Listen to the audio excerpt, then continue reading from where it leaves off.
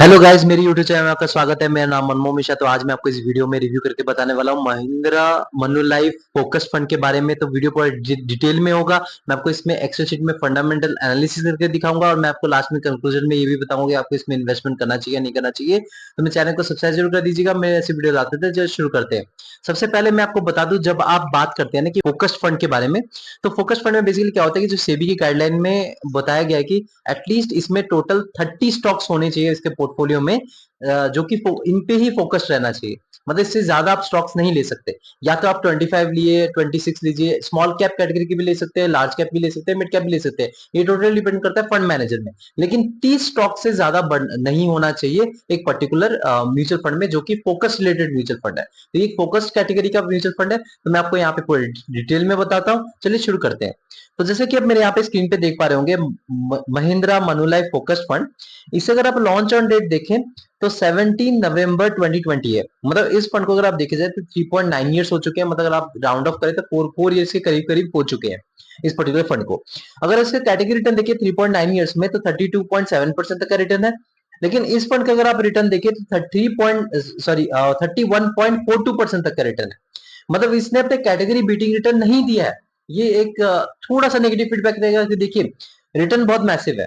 हर साल आपको 31.42% तक का रिटर्न देना, ये अपने आप में ही बहुत ही मैसिव है। लेकिन एक कैटेगरी बीटिंग रिटर्न होना बहुत जरूरी रहता है। अगर आप कैटेगरी बीटिंग रिटर्न नहीं देंगे तो इसको एक अच्छा खासा फंड नहीं माना जाता है। लेकिन यहाँ पे अगर आप देखें तो कैटेगरी के आसपास ही रिटर्न दे रखा है, कोई ज्यादा डिफरेंस नहीं है, कोई मेजर डिफरेंस नहीं दिख रहा है। तो यहाँ पे आप एक थोड़ा सा नेगेटिव फीडबैक मान सकते हैं। ज्यादा नेगेटिव फीडबैक नहीं है। मतलब हाँ, एक अच्छा खासा इसको फीडबैक रहेगा। लेकिन कैटेगरी बीटिंग रिटर्न होना थोड़ा जरूरी हो जाता है। अब मान लीजिए आप इस पर्टिकुलर फंड में इन्वेस्टमेंट करते हैं 1,000 रुपए कंटिन्यूसली 3 साल तक हर महीने, तो आपका जो अमाउंट डिपॉजिट होता है वो 36,000, और 36,000 रुपीज आपको कन्वर्ट होकर बन गया होता है 51,293 रुपीज। तो आप देख पा रहे जो पैसा है वो करीब करीब आपका 14 या 15,000 रुपीज तक का पैसा जो बढ़ोतरी हुई है, वो भी 3 साल में। लेकिन अगर आप इस फंड में ना इन्वेस्टमेंट करके आपने गोल्ड में इन्वेस्टमेंट किया होता तो आपका जो अमाउंट डिपॉजिट होता है वो 36,000 रुपीज, और 36,000 रुपीज आपको कन्वर्ट होकर बन गया होता है 46,227 रुपीज में। तो देख पा रहे कि जो इन्वेस्टमेंट की ताकत आपको देख पा रहे कि जो गोल्ड और इस फंड में डिफरेंस कितना है। अगर मान लीजिए आपने गोल्ड में ना इन्वेस्टमेंट करके आपने एफडी पे किया होता, जो अमाउंट डिपॉजिट होता है 36,000 रुपीज, और 36,000 रुपीज आपको कन्वर्ट होकर बन गया होता 40,162 रुपीज। मतलब एक बार सिर्फ 4,000 रुपए ही बढ़े हैं एफडी में। तो आपको देख पा रहे हो इन्वेस्टमेंट की ताकत क्या होती है। गोल्ड में थोड़ा बेटर देन एफडी रिटर्न मिलता है, लेकिन इस पर्टिकुलर फंड में आपको एफडी से सॉरी गोल्ड से भी अच्छा खासा रिटर्न दे रखा है। रिटर्न वर्सेस कैटेगरी की बात करें तो रिटर्न डेफिनेटली एवरेज है। कोई ज्यादा ऊपर नहीं दे रखा है या नीचे नहीं दे रखा है, लगभग बराबर ही आप मान सकते हैं। कैटेगरी के मतलब कैटेगरी के बराबर ही रिटर्न दे रखा है। और रिस्क वर्सेस कैटेगरी की बात करें तो रिस्क भी एवरेज ले रखा है। मतलब आप देखें तो सब कुछ एवरेज ही है। मतलब ये बेंचमार्क के बराबर ही है रिटर्न के मामले में, और रिस्क के मामले में भी बराबर है। कैसे वो आगे नीचे आपको रिस्क और रिटर्न रेशियो में पता चलेगा। तो रिस्क और रिटर्न अगर 3 साल का अगर आप देखें लास्ट का, तो बीटा अगर आप देखें तो 0.99 इस पर्टिकुलर फंड का है, और कैटेगरी का देखें तो 0.92 है। मैंने आपको हर एक वीडियो में बता रखा है 1 से नीचे होना चाहिए जो बीटा है। बीटा बेसिकली आपको बताता है volatility with respect to its benchmark. तो वॉलेटिलिटी इसमें कितना है। तो अब यहाँ पे देखा जाए तो बीटा अगर आप देखें तो 0. इसमें 9 कैटेगरी में 0.92 है, और इस पर्टिकुलर फंड में 0.99 है। मतलब देखा जाए तो ये अपने जो कैटेगरी से है, ये थोड़ा ज्यादा वॉलेटाइल है। ज्यादा फर्क नहीं है, लेकिन फिर भी 0.7 का फर्क है, जो कि थोड़ा बहुत आप ज्यादा मान सकते हैं। और यहाँ पे वॉलिडिटी आपको डेफिनेटली ज्यादा देखने को मिलेगी। तो डेफिनेटली ये रहेगा, क्योंकि होता क्या है कि ये फोकस फंड है। मतलब आप जो 30 स्टॉक्स जो ले रखे हैं अपने पोर्टफोलियो में, वो अपने हिसाब से 27 28 भी ले सकते हैं। लेकिन एक फोकस फंड है, इसी फोकस स्टॉक्स ही ले रखे हैं, तो थोड़ा ज्यादा रिस्की बन जाता है। अगर वो अच्छे खासे रिटर्न आपको देते हैं, वो पर्टिकुलर जो स्टॉक्स हैं, वो जो 30 स्टॉक्स हैं, तो अभी आपको एक अच्छा खासा रिटर्न मिलेगा। यहाँ पे डाइवर्सिफिकेशन थोड़ा कम हो रखा है, तो इसलिए आपको रिटर्न जो है भले ही थोड़ा ज्यादा ज्यादा मिल रहा होगा, लेकिन यहाँ पे वॉलिडिटी आपको देखने को डेफिनेटली मिलेगी। रिस्क बना रहेगा। स्टैंडर्ड डिविएशन की बात करें तो स्टैंडर्ड डिविएशन बेसिकली आपको बताते हैं कि जो आपका एवरेज रिटर्न है ना, उससे कितना प्लस जा सकता है, कितना माइनस जा सकता है, एक रेंज बताता है। तो यहाँ पे देखा जाए तो 14.72 है, और कैटेगरी का देखा जाए तो 14.1 है। देखिए कैटेगरी से भी ज्यादा है। तो यहाँ पे नेगेटिव फीडबैक थोड़ा बहुत यहाँ पे नेगेटिव फीडबैक रहेगा, क्योंकि देखिए रिटर्न जो है वो अपने कैटेगरी से भी थोड़ा सा कम दे रखा है, और यहाँ पे वॉलेटिलिटी आपको थोड़ा ज्यादा देखने को मिली है। स्टैंडर्ड डिविएशन भी थोड़ा ज्यादा देखने को मिला है। तो स्टैंडर्ड डिविएशन यहाँ पे देखा जाए कैसा रहेगा कि मान लीजिए आपके इस पर्टिकुलर फंड में एवरेज रिटर्न 20% है, तो 20% से आप ये प्लस कर दीजिए 14.72। मतलब आपको इस पर्टिकुलर फंड में 34.72% तक का रिटर्न मिल सकता है, या फिर आप 20 से माइनस कर दीजिए 14.72, मतलब 5% के करीब करीब आपको रिटर्न मिल सकता है। लेकिन इसके बीचों बीच ही रिटर्न मिलेगा आपको, रेंज मिल गया है कि इसके बीचों बीच आपको एक साल में रिटर्न मिलने के चांसेस रहते हैं। तो देखा जाए स्टैंडर्ड डिविएशन अगर जितना कम रहे उतना अच्छा रहता है, लेकिन यहाँ पे थोड़ा ज्यादा है अगर देखा जाए तो है ही, डेफिनेटली कैटेगरी से ज्यादा है, तो मैं यहाँ पे थोड़ा बहुत नेगेटिव फीडबैक दूंगा। अब यहाँ पे अगर मान लीजिए आप इसमें इन्वेस्टमेंट करना चाहते हो, आप यहाँ पे कर सकते हैं, और यहाँ पे मिनिमम एसआईपी आप 500 रुपीज से कर सकते हैं, पॉजिटिव फीडबैक रहेगा। आप अगर लमसम करना चाहते हो लमसम कर सकते हैं, यहाँ पे आप 1000 रुपए से लमसम कर सकते हैं। लॉक इन पीरियड की बात करें, कोई लॉक इन पीरियड नहीं, कभी भी आप इसमें इन्वेस्टमेंट करते, कभी भी आपने यहाँ से एग्जिट मार लिया।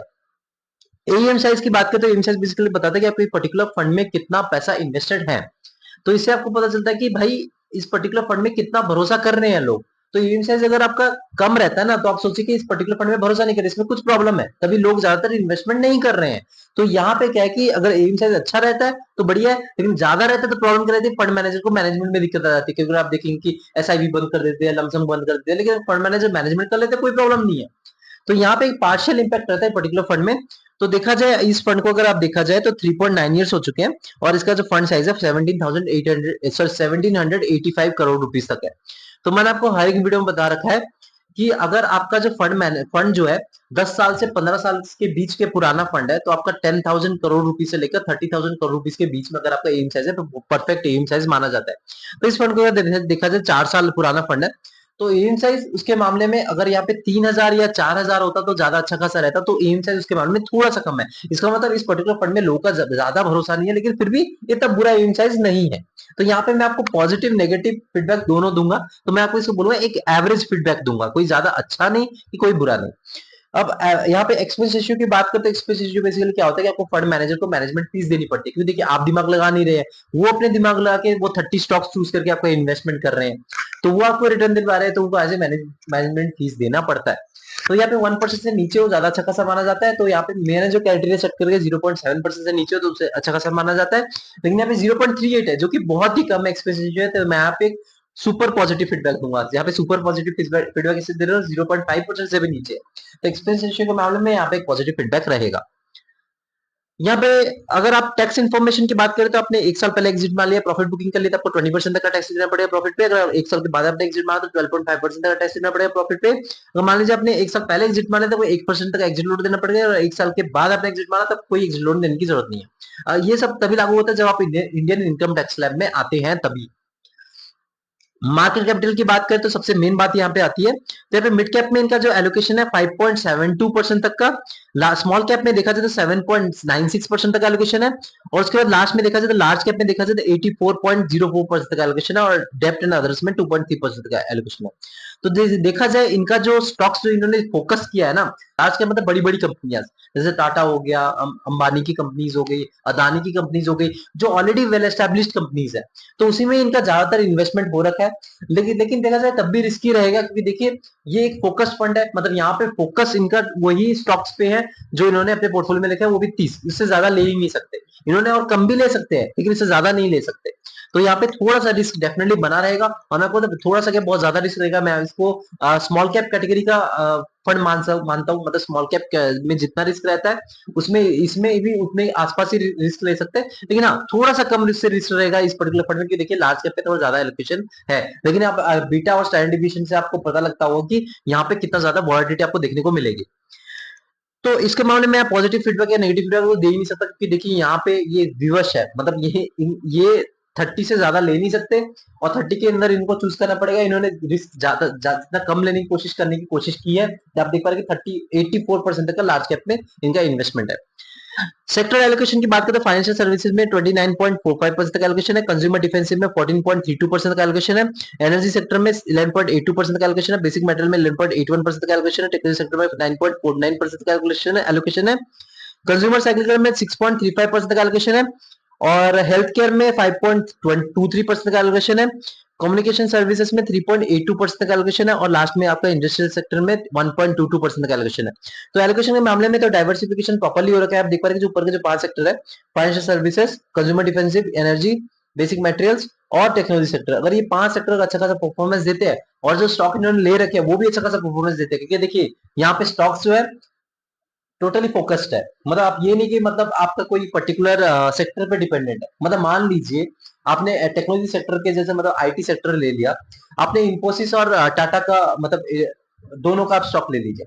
आपने अगर इस पर्टिकुलर फंड में अगर इन्होंने टाटा का ले रखा है, टीसीएस ले रखा है, लेकिन इन्फोसिस का नहीं ले रखा है, और फ्यूचर में अगर टेक्नोलॉजी सेक्टर अच्छा खासा परफॉर्मेंस देती है लेकिन टीसीएस में कुछ प्रॉब्लम आ जाता है, तो आपको इसमें एक अच्छा खासा रिटर्न नहीं मिलेगा, भले ही वो सेक्टर ग्रो कर रहा है। भले ही इन्फोसिस या बाकी ने जो आईटी सेक्टर के जो कंपनीज है उन्होंने अच्छा खासा रिटर्न दे रखा है, तो ये एक फोकस्ड हो जाता है तो रिस्क ज्यादा बन जाता है। तो इसलिए थोड़ा बहुत इसमें मैं ये नहीं कह सकता कि ये सेक्टर अच्छा खासा परफॉर्मेंस देगा तभी आपको अच्छा खासा रिटर्न देगा, क्योंकि ये टोटल डिपेंडेंट कर जाता है एक पर्टिकुलर पार्शियल इंपैक्ट इसमें पड़ता है डेफिनेट।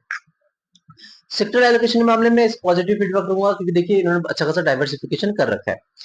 फंड मैनेजर की बात करें तो एक है फातिमा पाचा, इनका एक्सपीरियंस है 4 इयर्स का। सेकंड जो है वो कृष्णा संघवी, इनका एक्सपीरियंस है 3.91 ईयर्स का। तो देखिए मैंने आपको हर एक वीडियो में बता रखा है कि जो फंड मैनेजर एक एक्सपीरियंस होना जरूरी होता है, यहाँ पे दोनों के दोनों ठीक ठाक एक्सपीरियंस है। ये देखिए आप फंड मैनेजर को ट्रैक कर सकते हैं कि इनका जो पास्ट रिटर्न उन्होंने कैसे रिटर्न दिलवा रखे हैं, इनका स्ट्रैटेजी कैसी होती है, तो इसे आप प्रेडिक्ट कर सकते हैं। आप थोड़ा भरोसा भी करेंगे कि हाँ आपने पैसा जो एक फंड मैनेजर सेफ हैंड में दे रखा है, फंड मैनेजर अच्छे खासे एक्सपीरियंस है, इनको इन्होंने अच्छे खासे रिटर्न पास्ट में भी दिलवा रखे हैं, फ्यूचर में भी ये यही स्ट्रेटेजी फॉलो करके आपको रिटर्न दिलवा सकते हैं। तो इसीलिए आप इसमें एक पॉजिटिव फीडबैक कंसिडर कर सकते हैं फंड मैनेजर के मामले में। तब रेटिंग की बात करें तो इसको रेटिंग 3/5 मिल रखा है। देखिए रेटिंग इसलिए कम मिल रखा है, देखिए सबसे पहले मैं बता दूं ये इन्होंने अपने कैटेगरी को बीटिंग रिटर्न नहीं दे रखा है, पहला चीज।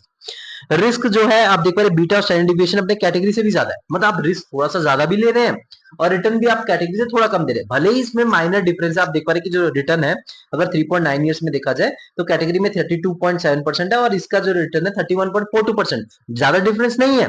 लेकिन फिर भी अगर आप देखा जाए आप इन्वेस्टमेंट कर रहे हैं तो आप कैटेगरी बीटिंग रिटर्न होना जरूरी होता है कि यहाँ पे थोड़ा ज्यादा रिस्क ले रहे हैं और यहाँ पे रिटर्न भी आपको थोड़ा ज्यादा मिलना चाहिए, लेकिन यहाँ पे नहीं मिला है, तो इसलिए थोड़ा नेगेटिव फीडबैक है। लेकिन ज्यादा डिफरेंस नहीं है, इसलिए मैं यहाँ पे थोड़ा कम इसको बेकार नहीं बोलूंगा।